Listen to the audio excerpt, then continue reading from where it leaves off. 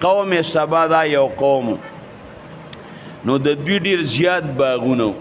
نو د یو علاقې نه چې به بلې علاقې ته تلل نو لارې وې د لار نه یو طرف ته باغ او بل طرف ته باغ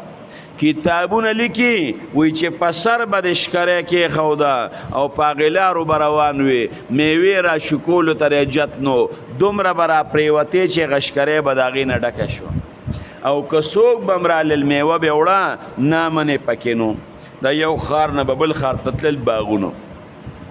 وی دا دومره باغونه موږ ته خو پته هم نه لګي چې د کم ځای نه رالو کم ځای ته لاړو چتروانه ویجاړه پکې رانله دشته پکې رانله یو خوام باغ او بل خوام باغ او یو خوام باغ او بل خوام باغ اړو دشتې پکې شته دی نه ناشکریه شروع کړه رب العالمین په هغې خفه شو په هغې ځمکه کې الله پاک اوبه ښکته بوتلې ښکته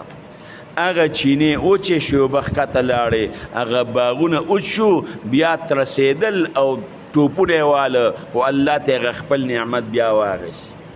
نو که د الله د نعمت شکریا دی ادا نه کړه هغه ذات چې چا دله دا نعمت درکړی دی هغه ذات به درنه ګورې دا نعمت والي